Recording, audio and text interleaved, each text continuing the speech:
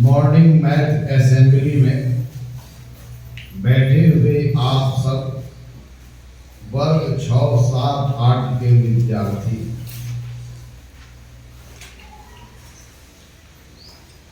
आप सभी गणितीय सदन में बहुत ही रुचि ले रहे हैं, जिसके कारण हम नई नई बातों को जान पा रहे हैं। तो आइए इस सदन की शुरुआत करते हैं बिना समय गंवाए। जोरदार ताली।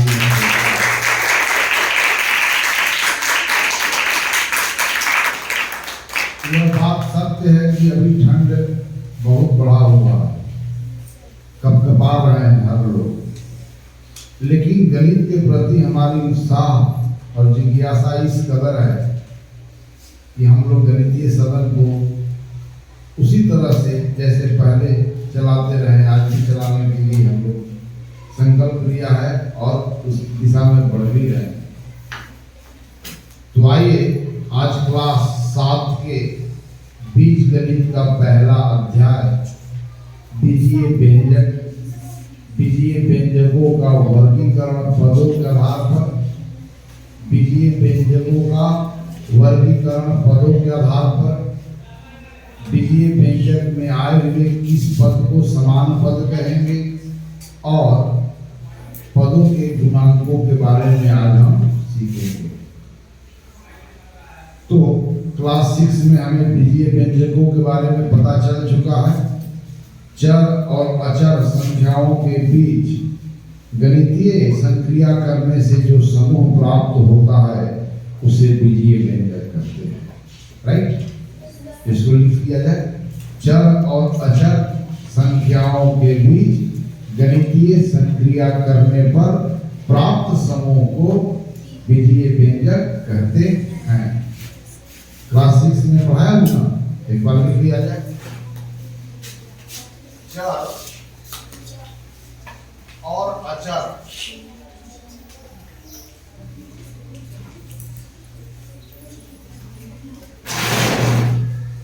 के मध्य गणितीय संक्रिया करने पर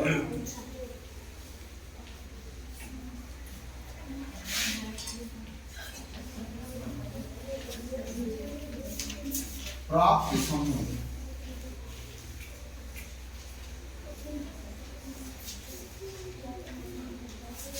को क्या कहा जाता है? बीजीय व्यंजक।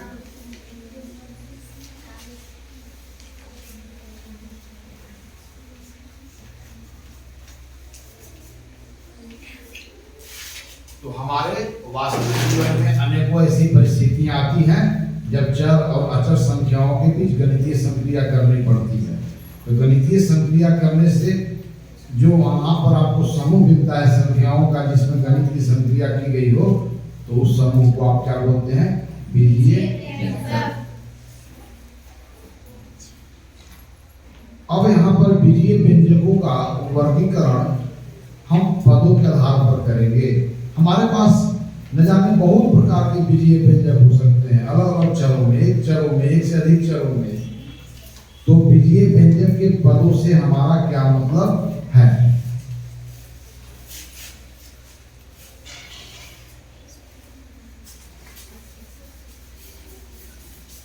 तो व्हाट इज अलजेब्रिक एक्सप्रेशंस, तो ये पता है। अब चलिए बीजीय व्यंजक का पद क्या है, इसको जानने के पहले मैं एक उदाहरण रखता हूं और आप में से आएंगे और उसको व्यक्त करेंगे, है ना? चलिए, शीला की आयु गीता की आयु के 3 गुने और राधा के आयु के 2 गुने के बराबर है।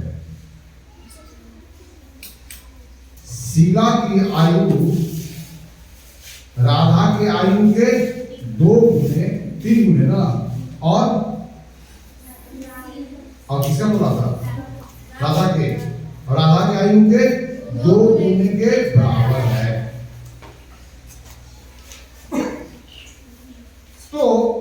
शीला की आयु को कैसे व्यक्त करेंगे?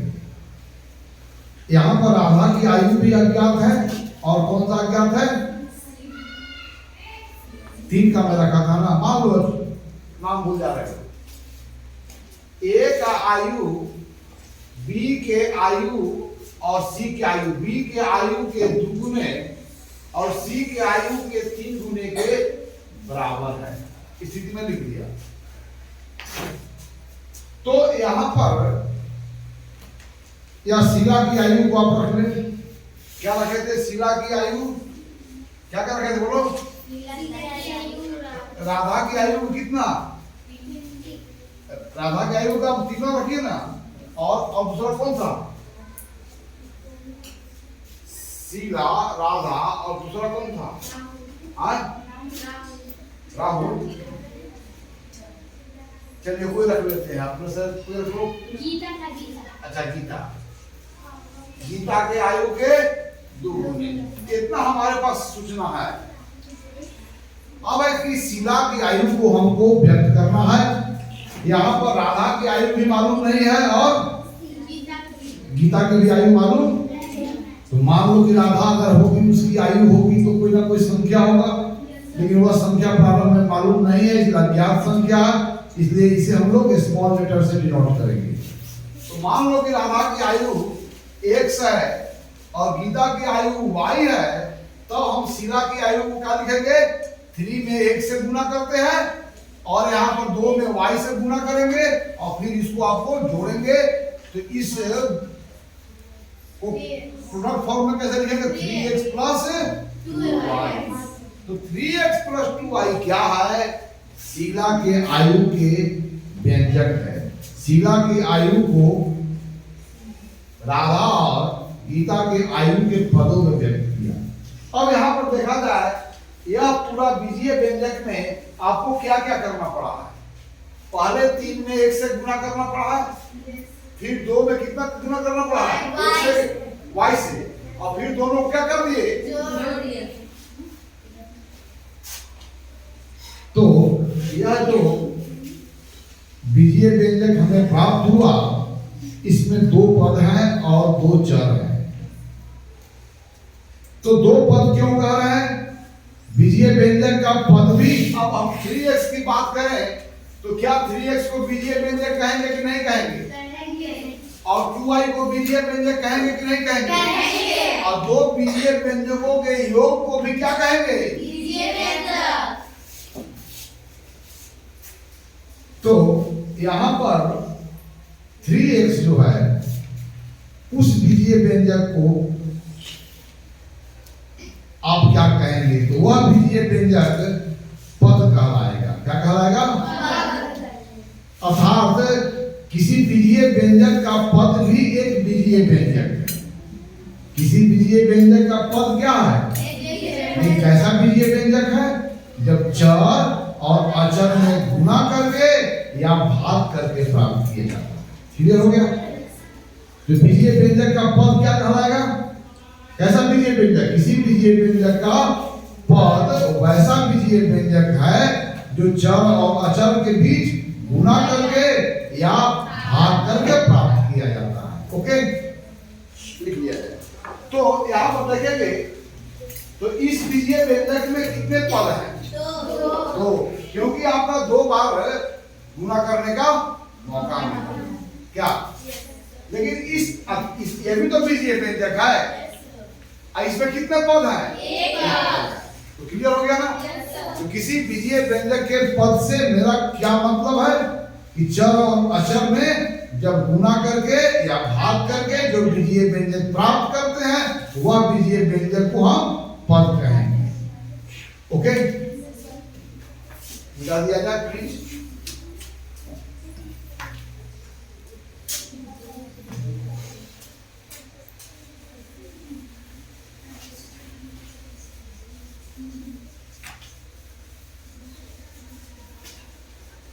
अब देखिए जरा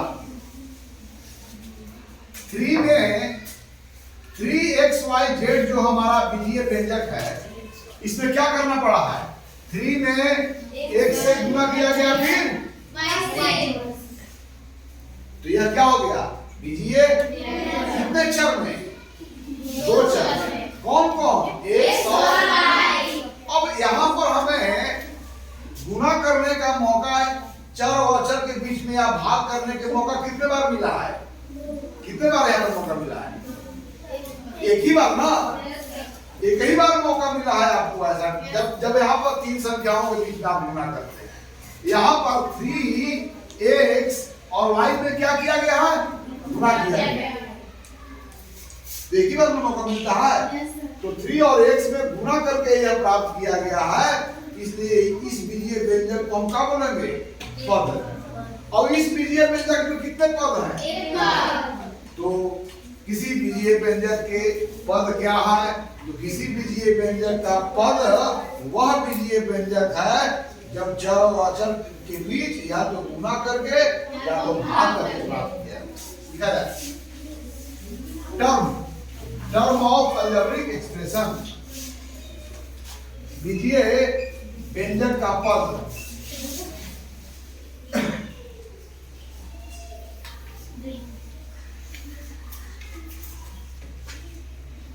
किसी बीजीय व्यंजक का पद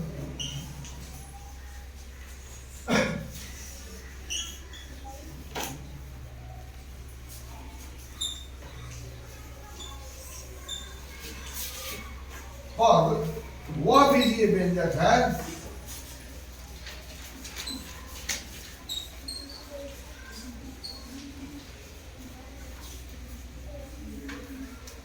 जो चर और अचर के बीच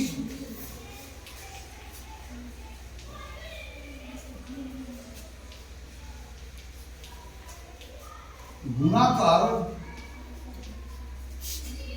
या भाग कर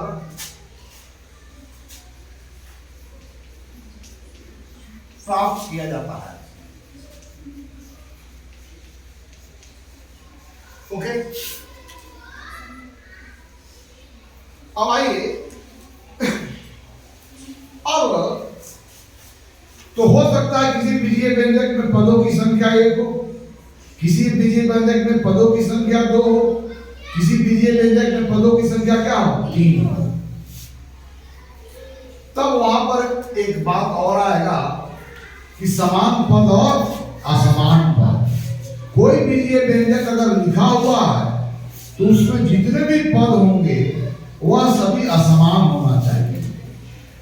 तब हम कैसे पदों को हम असमान पद कहेंगे? जरा इसको भी किया जाए। अब फिर इसका हम लोग यूज करते हैं, व्यवहारिक रूप से देखते हैं। ओके,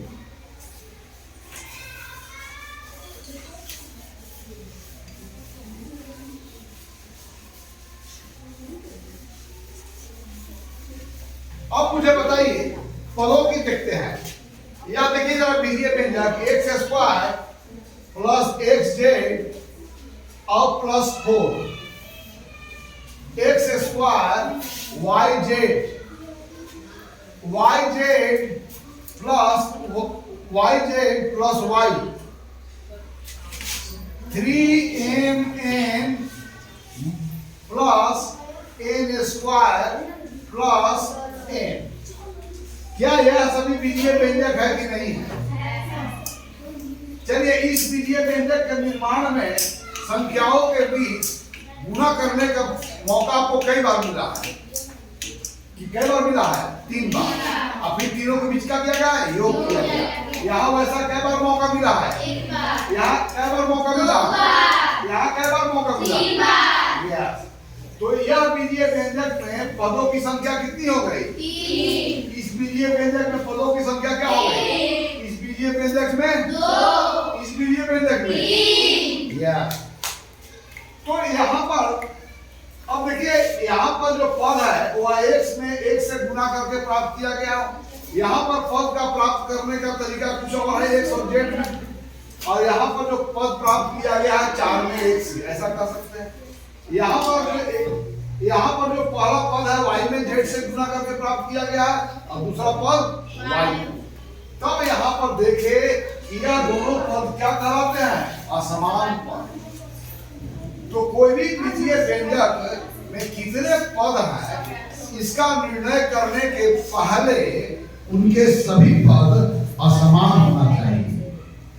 ओके, तब यहाँ पर असमान पद और समान पद की चर्चा कर ले, तब पदों के संख्या के आधार पर विजय व्यंजकों का वर्गीकरण करेंगे। एक पदी, द्विपदी, त्रिपदी, 4 पद वाला, 5 पद वाला, 6 पद वाला, ऐसे करेंगे।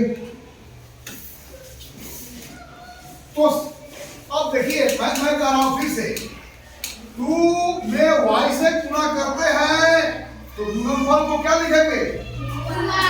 Yes, in the same way अगर गुणनफल 2y है तो गुणनखंड के रूप में क्या लिखेंगे?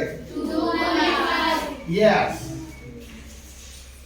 सपोज दैट हमारे पास x y z एक बीजीय व्यंजक है जो गुणनफल के रूप में लिखा हुआ है, तो गुणनखंड के रूप में क्या लिखेंगे? x गुणे y गुणे z। यस,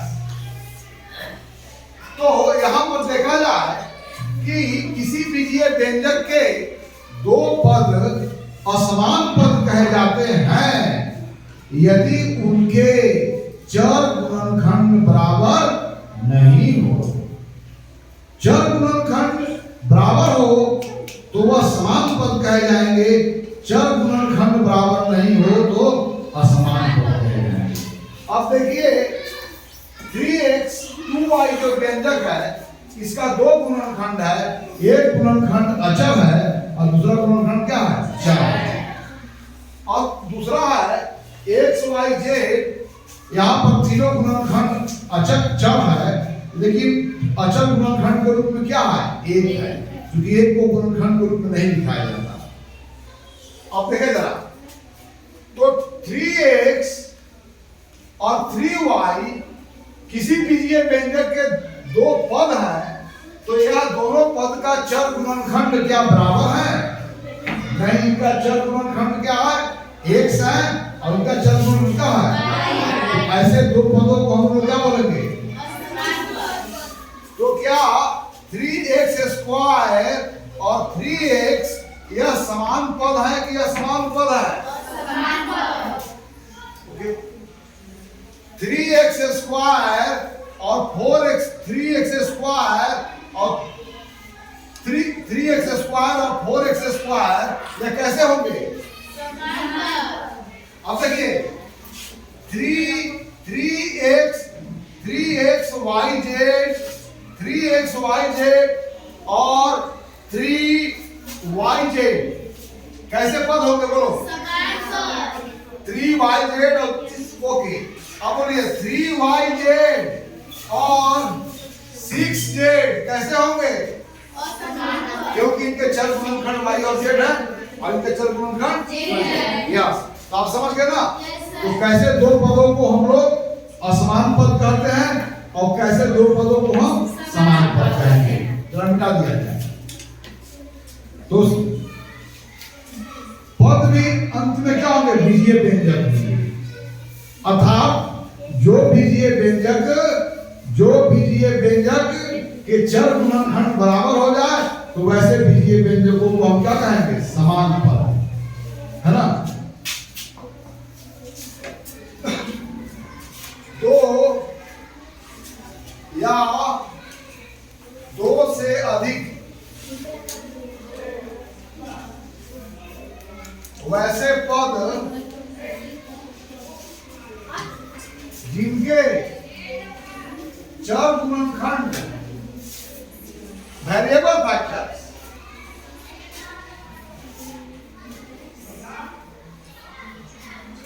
बराबर नहीं हो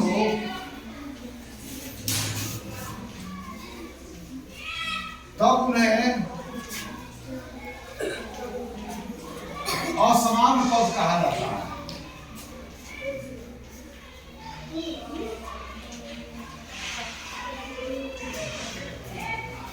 और कोई भी बीजीय व्यंजक में 1 से अधिक पद होंगे तो सभी पद क्या होना चाहिए? असमान होना चाहिए।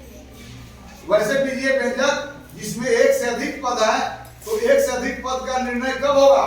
जब बीजीय व्यंजकों के सभी पद क्या हो?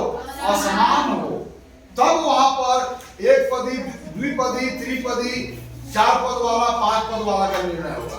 समझ गया ना? अब इसको मिटा दिया जाए। तो अब देखिए मैं बहुत तरह के बीजीय व्यंजक आपको लिख रहा हूं और आपको खुद तय करना है। x plus y plus 1, 3x plus 5x और 3x स्क्वायर प्लस 5x। अब मुझे बताइए कि यह बीजीय व्यंजक में कितने पद हैं? इस पद का गुणनखंड करेंगे तो चर गुणनखंड क्या है? इस बीजीय व्यंजक में कितने पद हैं? दो पद है, एक पद, क्योंकि दोनों पद समान पद है और समान पदों को आपस में जोड़ेंगे तो क्या हो जाएगा? इसलिए यह बीजीय व्यंजक एक पद में है। क्योंकि किसी बीजीय व्यंजक के पदों की संख्या पर आप निर्णय लेते हो तो उसके पहले यह जरूर सुनिश्चित करना है कि उसके सभी पद क्या होना चाहिए? असमान, अर्थात उनके चर गुणनखंड बराबर नहीं होना चाहिए। अभी यह कितने पदों का है? 2 पद। ओके, तो पदों के आधार पर बीजीय व्यंजकों का वर्गीकरण करेंगे तो कितना होगा? एक पदी, द्विपदी, त्रिपदी। एक पदी का बोलते हैं मोनोमियल, दो पदी को बाइनोमियल, तीन पदी को ट्राइनोमियल, चार पदी को क्वाड्रिनोमियल। अब आगे वाले के लिए 5 पदों वाला, 6 पदों वाला ऐसा बोलते हैं। ओके, अब मिटाइए इसको।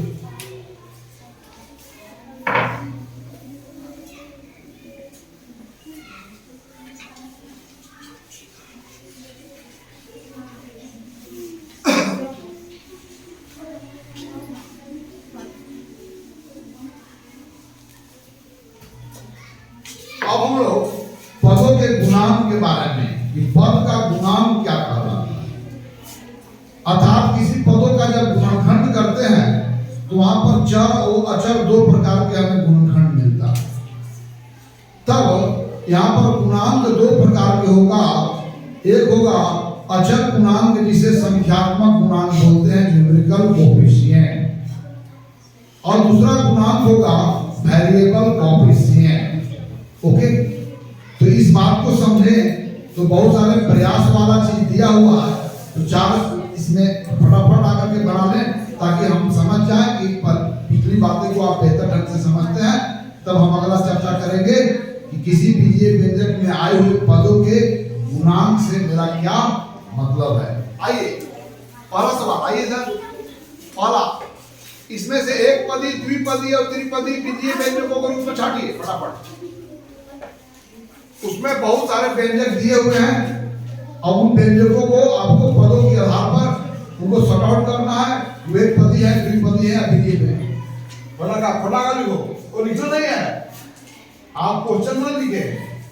एक पदी को एक तरफ लिखे, द्विपदी को यहाँ लिखे, त्रिपदी को यहाँ लिखे, जो आया। आप लोग बोले किताब देख करके एक पदी उसमें कौन कौन है?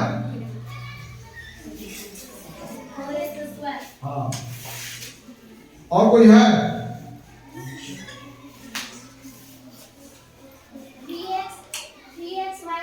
3x है, क्योंकि वहां पर 3x और y गुना के आप एक ही बार किया गया है ना।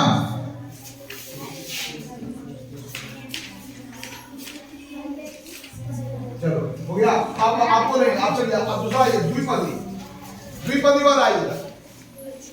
अब इसमें से वह बीजीय व्यंजक को छांटना है जिसके 2 पद हैं।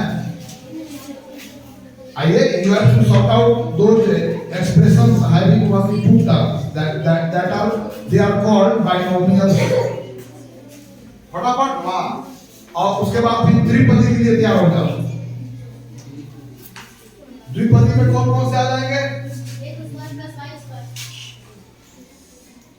तो द्विपदी होने के लिए 2 पद हो, लेकिन दोनों असमान पद हो, दोनों का चर गुणनखंड बराबर नहीं हो। अंग्रेजी में इसे बोलते हैं राइट टर्म, अनलाइक टर्म। तो सभी टर्म अनलाइक होना चाहिए। Very fine.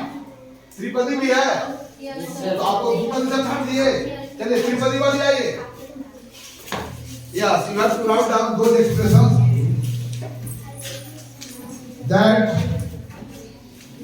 that has only 3 terms and 3 terms should be alike।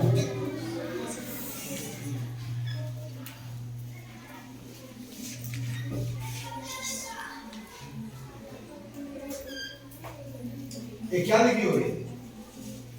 2t minus 5q. हाँ तो बढ़िया लिखो, वेरी फाइन।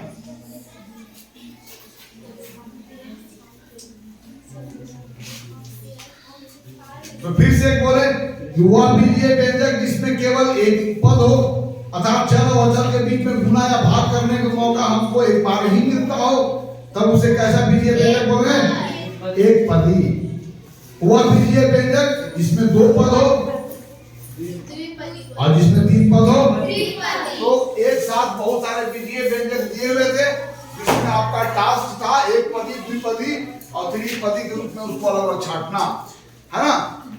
अब आइए एक नेक्स्ट क्वेश्चन, निम्नलिखित बहुपदों का गुणनखंड वृक्ष बनावे।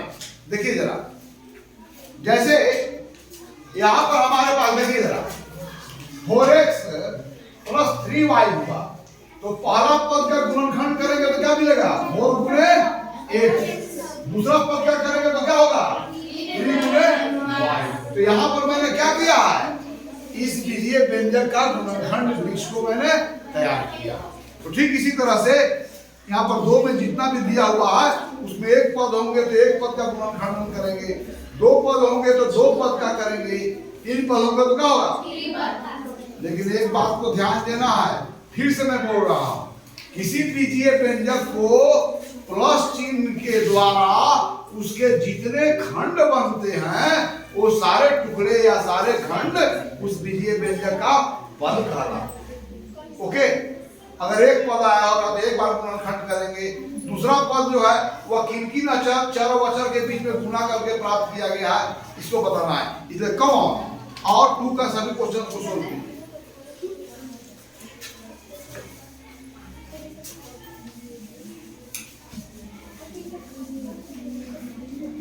तो आप लोगों का खाने का समय हो गया है ना, इसलिए मुझे यहीं पर रुकना चाहिए। क्या रुकना चाहिए ना? क्या उसकी गुणांक के बारे में हम चर्चा ना कर रहे हैं? कर लेते हैं, चलो वेरी फाइन। अब यहाँ पर देखें, यहाँ पर तो प्लस चिन्ह नहीं ना है, नहीं, प्लस चिन्ह के द्वारा अब ऋणात्मक संख्याओं को तो विस्तार कर चुके हैं। तो वहां पर समझिए कि यहाँ पर 3x + -2 के रूप में लिखे तो धन चिन्ह द्वारा दोनों हो गए। तो -2 कैसे प्राप्त हुआ? बोलिए, -2 × 1 लिख सकते हो। Yes, very fine, very fine. चलो दूसरा कोई आवे, दूसरा कोई आवे। क्या आप लोग नहीं आओगे? चलो आओ, दूसरा। 3 पद है तो तीनों पदों का गुणनखंडन कर देना है। अरे तीनों पद देखो, बीजीय व्यंजक का जितने भी पद है वो तो गुणनफल रूप में है ना, चर और अचर के बीच में जब गुना किया गया है तो प्रोडक्ट फॉर्म में है और उसको पूरा फैक्टर फॉर्म में लिखना है। चलिए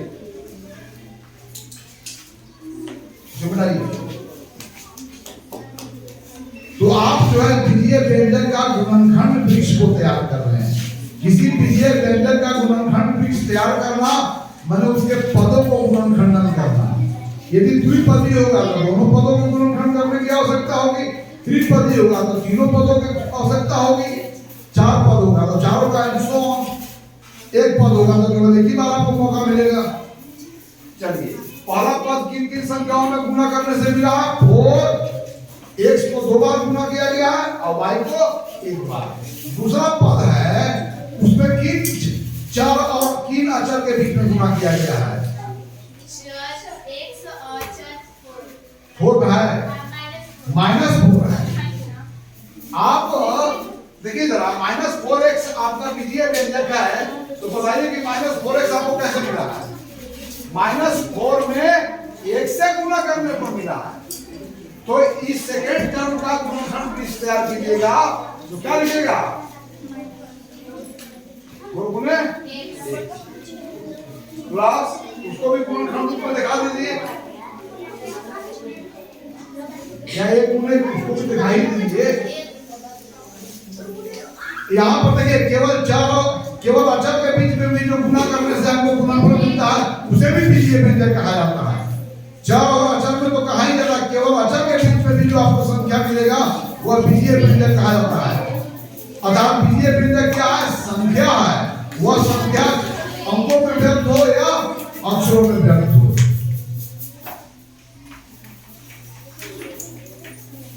तो सेकेंड जो टर्म है उस बीजीय व्यंजक का वो नेगेटिव नंबर -4 और वेरिएबल x से गुणा करने के बाद गुणनफल के रूप में प्राप्त हुआ है। बराबर बीजीय व्यंजक को देखेंगे कि प्लस चिन्ह के द्वारा कितने खंड बनते हैं। वाला कीजिए।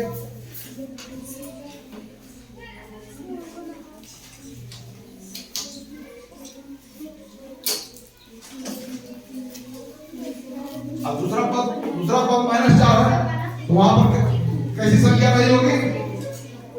चलो -4 है तो गुणनखंड कितनी संख्या गुणा करने के बाद -4 मिला होगा? -4 में 1 से गुणा किया गया। उसको दिखाओ -4 गुणे।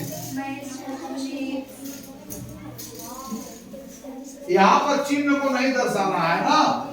यहाँ पर आप लिखा रहा है कि सेकेंड पद का यह जो है तो गुणनखंडन किया। यहाँ पर -4 है अर्थात यहाँ पर -4 और 1 को गुणा करने से मिला होगा और प्रथम पद जो है 2p और q को गुणा करने से मिला होगा। Very fine. तो खाना का टाइम हो गया। तो आज हम लोग आपको यहीं पर छोड़ते हैं। अगले जो है सदन में हम लोग बीजीय व्यंजक के पदों के गुणांकों के बारे में हम चर्चा करेंगे।